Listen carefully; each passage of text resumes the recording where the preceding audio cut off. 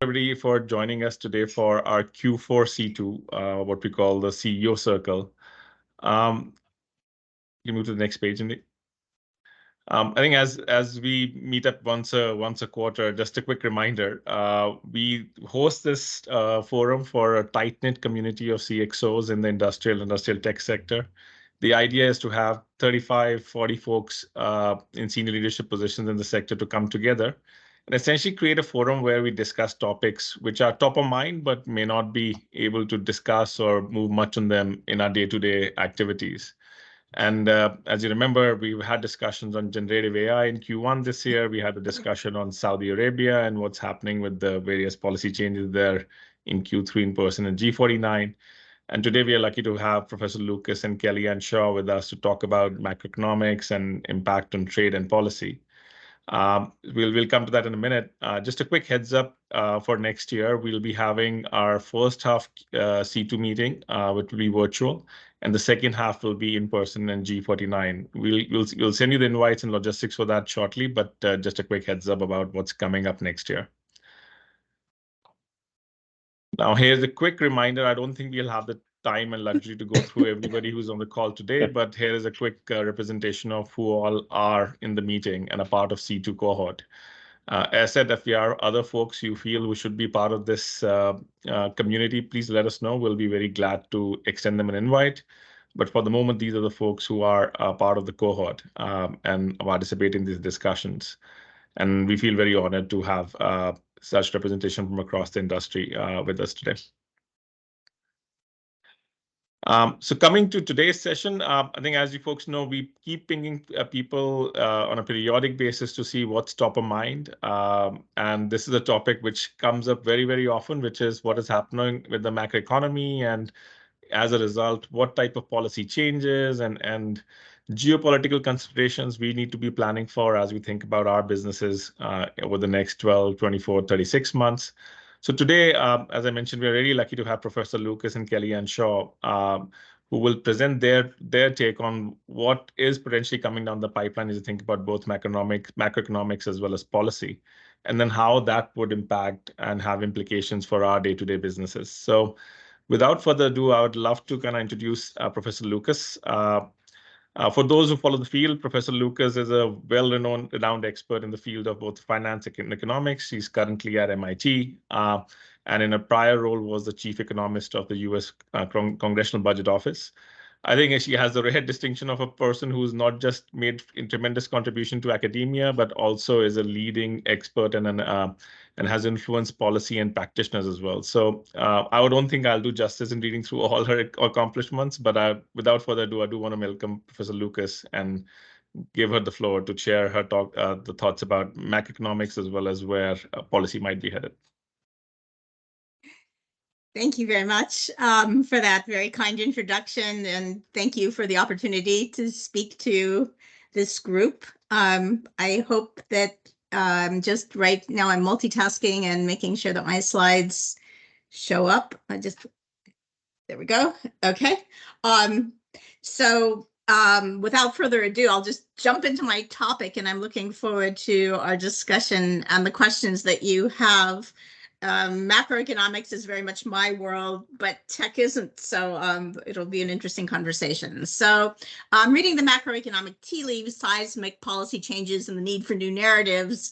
Why the dramatic title? Well, actually, I think it's because government policies, and particularly monetary policy, has changed a lot in the past few decades.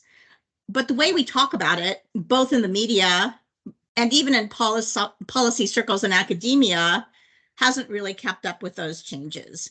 So I wanted to start by mentioning some of the changes and why I think they're so important. So the first thing I'm going to talk about at a bit of length is monetary policy and the Fed's policy toolkit, which in my view really started to change dramatically with the financial crisis back in 2007, 2008. Then the next big hiccup to the world economy was COVID. And, I thought the 2008 policy response was unprecedented, and it was. But then COVID, the policy response was even more aggressive. And so it's very important because it's more recent for understanding where we are now, particularly in terms of inflation, credit market conditions, and so forth. And then finally, I think recently we thought, well, we're finally coming out of COVID, things are calming down in the markets. And then we had this wave of bank failures, famously SVB, and policy again responded to that. And that again has implications for credit market conditions. And I also want to talk about those. So starting with monetary policy, what's the popular narrative? Well, we all know it's the central bank's job to keep inflation at some target rate, say 2% in the United States. And it primarily attempts to do that through setting interest rate policy.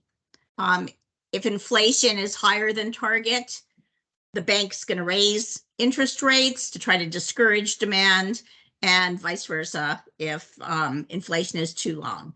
And so the idea is when inflation is too high, we raise rates. Well, it causes short-term pain, but there's long-term gain because inflation is destructive.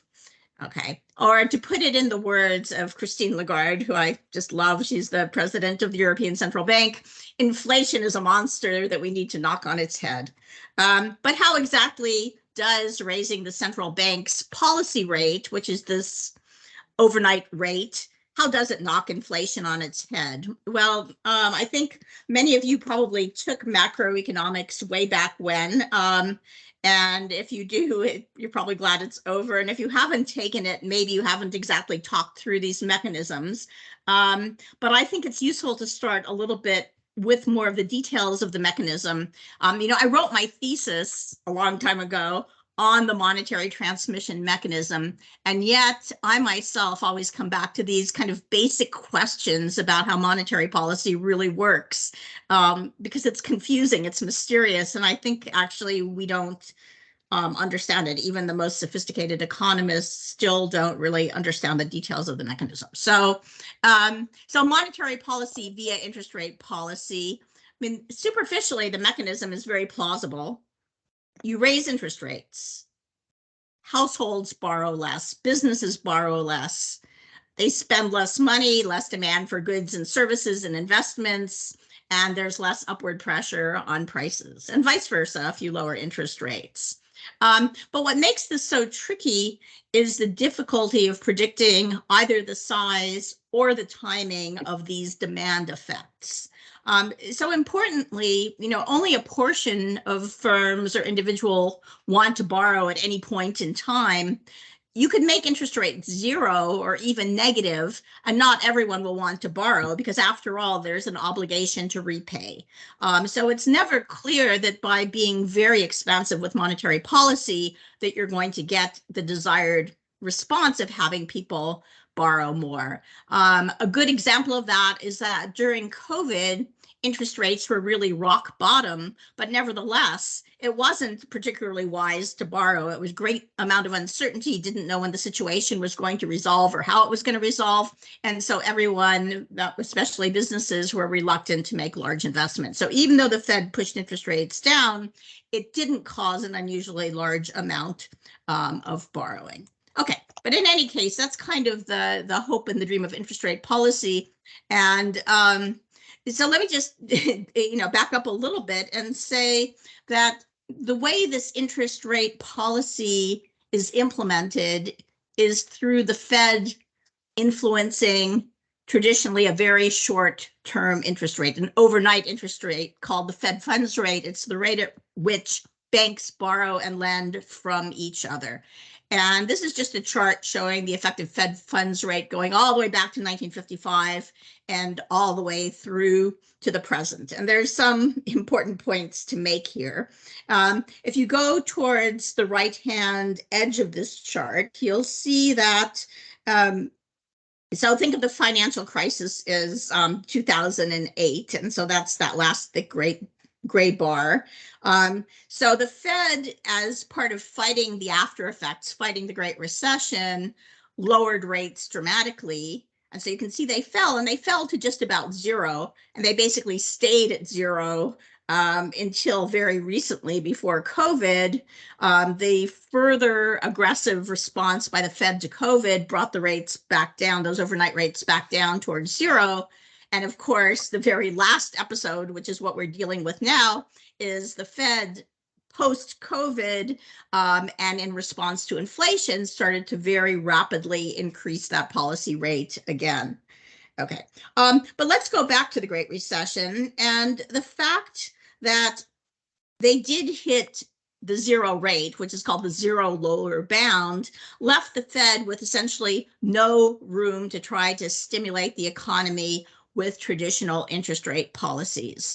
And so in order to put some tools back in the Fed's toolbox, Congress actually made a giant policy change that went largely unrecognized in the popular press. And that is, in 2008, Congress changed the rules and allowed the Fed to start paying interest on bank reserves.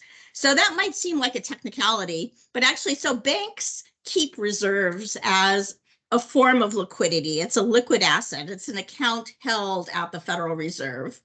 And prior to 2008, banks actually had to be forced to hold reserves because they didn't earn any interest on them. So they were an unprofitable money just lying around doing nothing. But post 2008, the Federal Reserve could pay a market rate or arguably even an above market rate on reserves, and banks became very willing to hold reserves. Well, what did these reserves do for the Fed? They allowed the Fed to use those reserves to finance a new policy called quantitative easing. And that new policy of quantitative easing was basically buying longer term securities and trying to influence interest rates at the longer end of the yield curve. Because even though short-term rates were stuck at zero, there was still room at the longer end of the yield curve at longer maturities to lower rates. And that was the goal of quantitative easing. So it was this change in being able to pay interest rates on reserves that really changed the tools in the Fed's toolbox.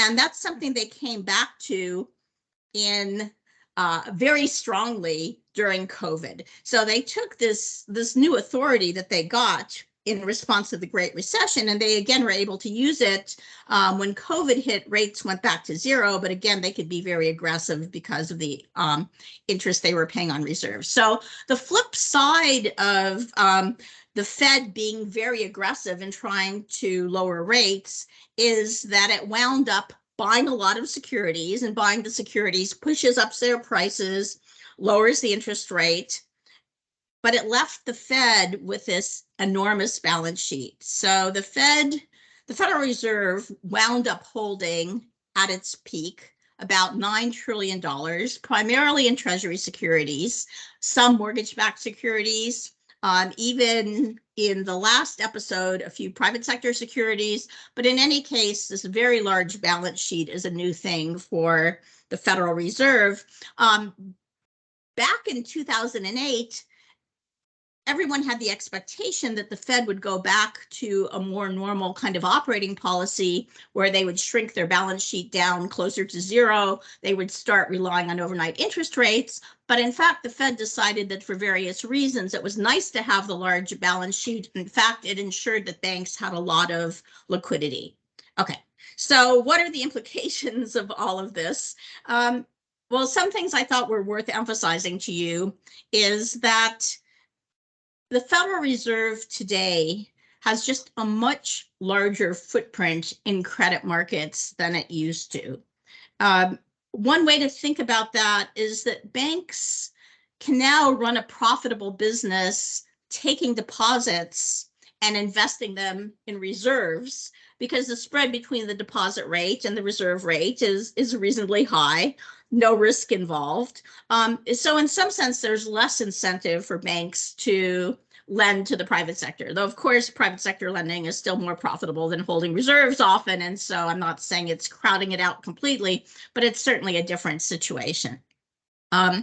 This run up in the holdings of government debt by the Fed has also been accused of essentially monetizing the debt, which means, if the central bank buys the debt and throws money at the economy, then the debt goes away, but we have inflation. Was this buildup of the Fed's balance sheet monetizing the debt? This is a big question. I've spent many, many hours thinking about it. It's tricky too. I think the Fed hasn't monetized the debt, but they may be moving a little in that direction. But in any case, something I'm sure that it did is it left the general public, instead of holding long-term treasury bonds, they wound up effectively holding short-term bank reserves. So by these policy changes, the federal government wound up essentially having shorter-term obligations to the public than they did prior to these transactions. Why does that matter? Well, it matters if you're concerned about fiscal policy. And that is to say, if you're concerned that the government is exposed to large increase in interest rates, that exposure has gotten larger because now they're very exposed to short-term rates. So short-term rates start to climb, the interest bill for the federal government can also climb quite rapidly. When there was more longer-term debt outstanding, the effect of interest rate increases would be more muted. Okay, sorry for all that detail, but the bottom line on all of that is I think the government is more at risk itself from interest rates driving up its required interest payments. I don't think it's quite monetized the debt. Okay. Before I leave monetary policy, though, I want to switch over to monetary policy as I learned it as a student at the University of Chicago many years ago. It's not unrelated entirely to the interest rate channel of monetary policy, but to me, it's in some sense more fundamental. There's something called the quantity theory of money. It was made famous by people like Milton Friedman, and it simply says that if you increase the money supply, that means there's more money chasing an existing amount of goods and services. And so if the money supply goes up and you can't really quickly increase those goods and services, then the price has to go up. So in short, if you increase the money supply, you increase the price level and you get inflation. And this quantity theory of money was in some sense also made famous by Ben Bernanke when he was the chairman of the Federal Reserve. He kind of mused that, well, maybe what we should do to get out of these problems is to go back to helicopter money. The idea of helicopter money is exactly this quantity theory of money. It says, if you want to spur demand, what better way to do it than to drop $100 bills all over the population? People will have more money, they'll buy more goods, and will increase demand and get the economy out of a recession.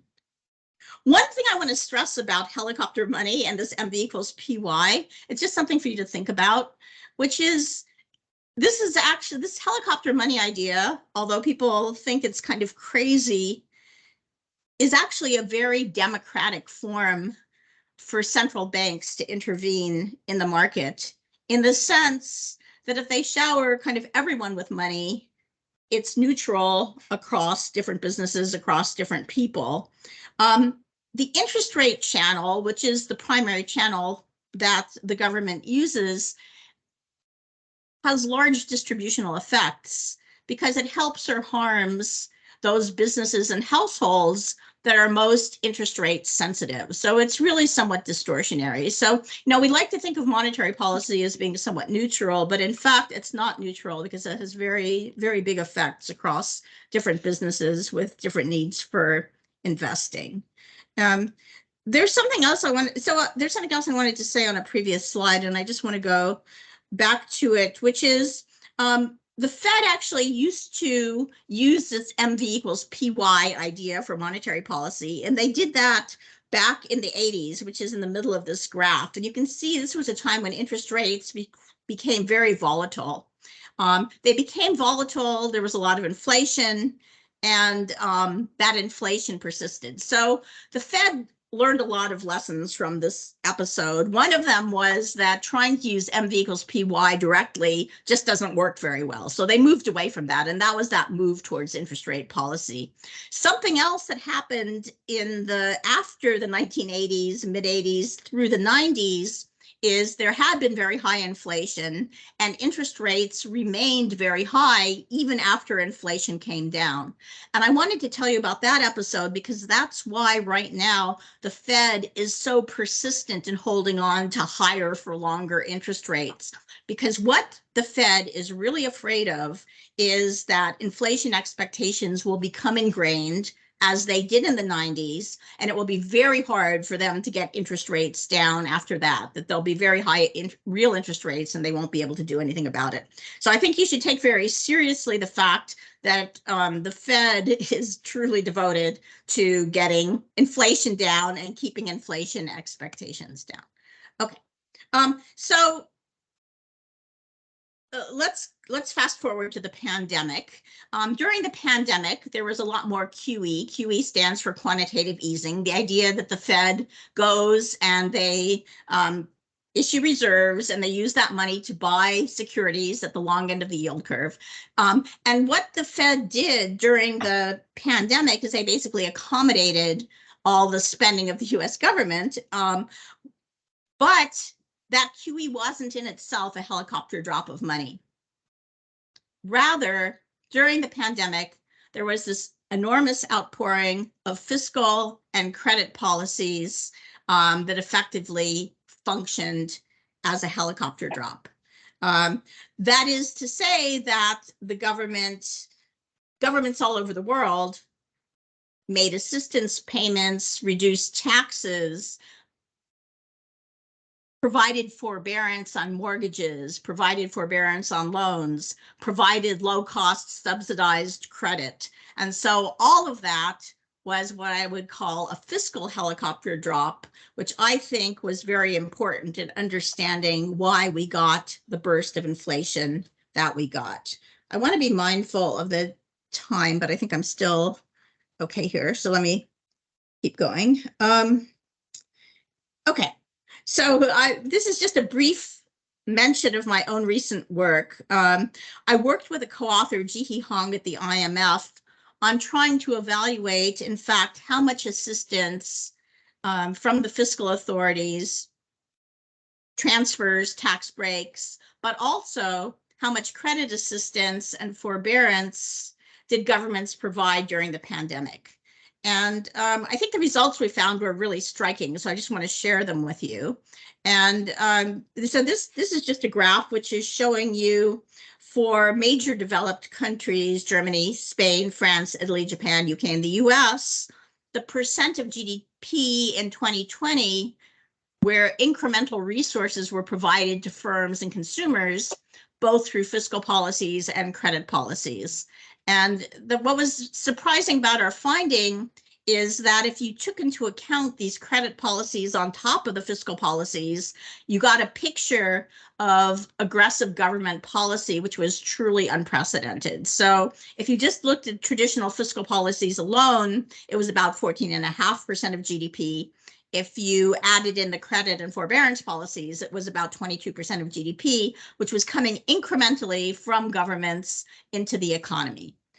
So why does that matter for what happened afterwards? Well, in fact, a lot of the cash that was provided by the fiscal transfers, by the credit, was saved. Okay.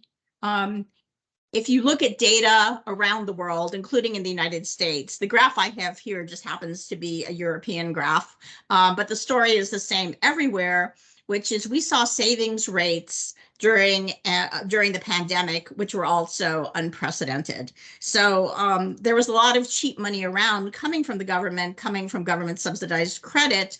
And what firms did and what households did was they mostly saved it. And that was natural because you couldn't go out and go to the movies. You couldn't really spend the money. Investing didn't look so great, but the money was cheap. So people took it and stockpiled it.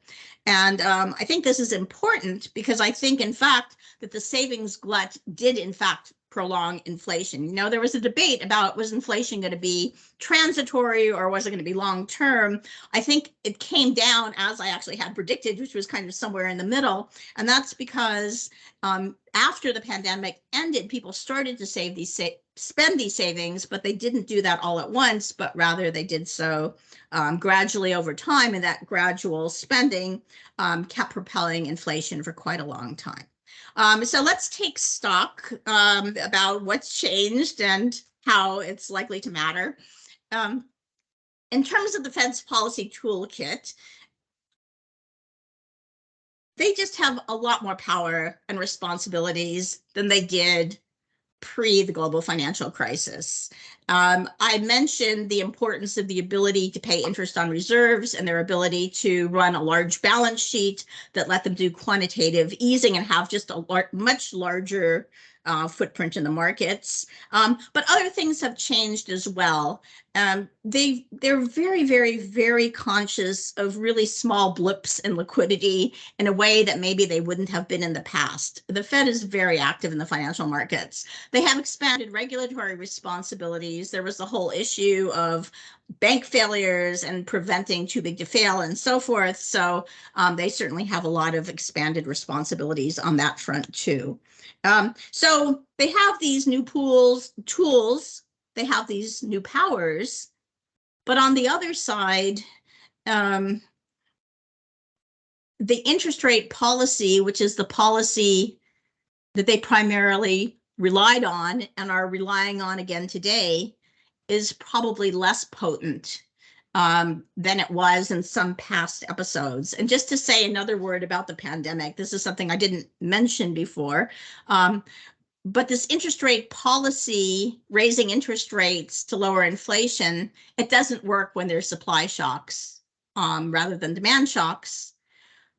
But furthermore, when you have what's called fiscal dominance, which is a term for when fiscal policy becomes extremely important, it's very hard for the central bank to undo the effects of those aggressive fiscal policies. So in this particular instance, I showed you that there was this large outpouring of fiscal and credit support. And so even if the Federal Reserve wanted to push back against that, it's very hard for them to do that with interest rate policies. Okay, so that's weakened their ability to do what they'd like to do. Okay. So to what extent are pandemic era policies still affecting the outlook for inflation, for real growth in credit markets? Luckily, I think many of the problems of the pandemic are safely behind us. The savings glut has gone back to zero. Fiscal and credit stimulus has also retracted. Clearly, supply chain problems that people focused on so much at the beginning of the pandemic have moderated. So there are greatly reduced inflationary pressures. But we still have a certain amount of hangover from those aggressive fiscal policies. I don't want to sound like I'm completely against them, because I'm not. They certainly contributed to a very fast recovery, surprisingly fast considering how deep the recession was.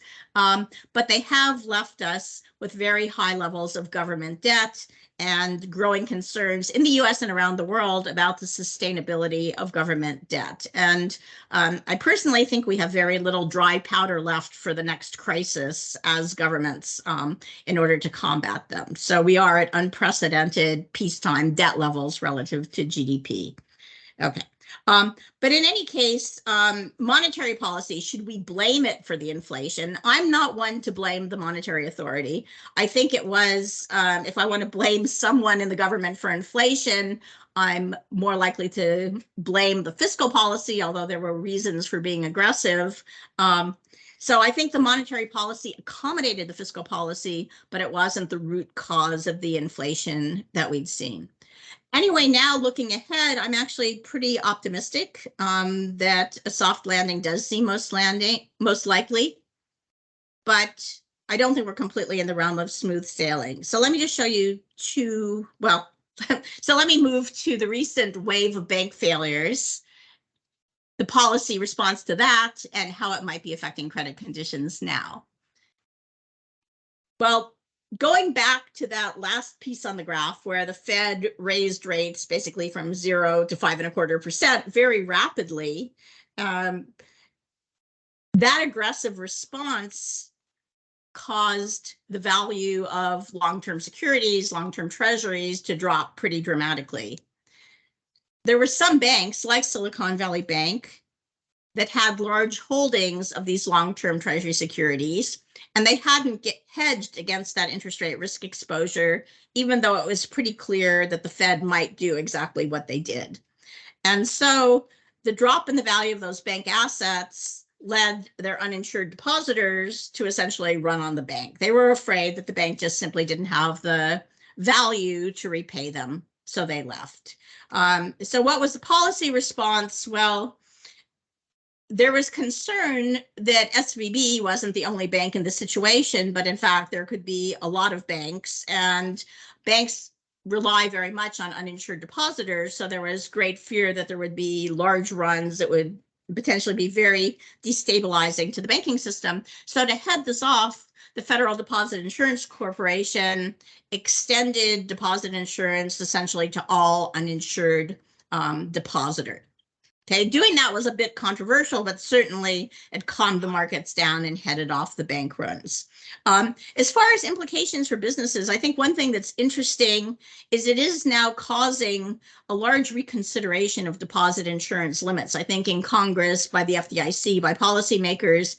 And there is a sense, and probably some of you feel this, that businesses shouldn't have to worry about the money for payroll and the like being at risk when they put it in the bank. So I think it actually is a favorable development that there will probably be an increase in deposit insurance limits so that more deposits will have insurance.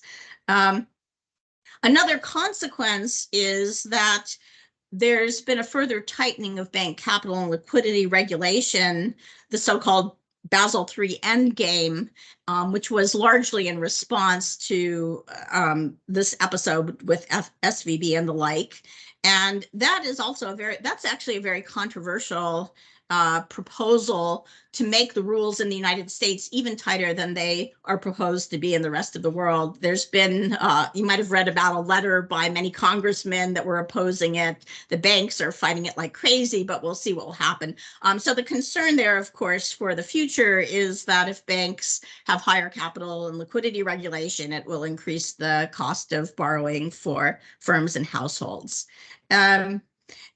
A final thing, which has really quieted down, was there was kind of a chatter that the Fed couldn't keep on raising interest rates because it was destabilizing to the banking system. But I can tell you, I just came back from a conference at a Federal Reserve Bank where no one thought that that was a likely outcome. I think the Fed will run their monetary policy as they see fit. And if there's fallout in the banking system, it will be handled in other ways like these kinds of insurance things. So credit market conditions now, just very quickly, this is a graph I find pretty fascinating. This is going back to 1997, but it's showing default rates on speculative grade loans and speculative grade bonds. You can see that default rates have started to creep up, but they're still not high by historical standards. So part of why I'm sanguine about the outlook for credit markets is that it's default rates aren't looking too bad. I think firms are still in pretty good condition. And very finally, in terms of current market conditions, how do interest rates, now that they've come up, compared to the situation historically? This is going back to 2004, and this particular graph. I think for businesses, it isn't the short end of the yield curve that's most relevant, but rather something like the interest rate on BBB bonds. So that's what I've plotted here. The blue line is the rate on the BBB borrowing rate. And then I wanted to juxtapose that with a measure of forward-looking inflation expectations. This is 5-year forward inflation expectations. You can read the gap between the two lines as roughly the real interest rate, what banks are paying in real terms to borrow. So I think this is quite interesting. There's been a lot of discussion of, well, are interest rates very high right now, or are they not? And my interpretation of this data is that if you look at that spread, that real interest rate, their rates are higher than they were post-financial crisis, but they're actually fairly normal if you look back before the financial crisis. And there is this story that the Fed actually ran a very low interest rate policy for a very long time, probably too long.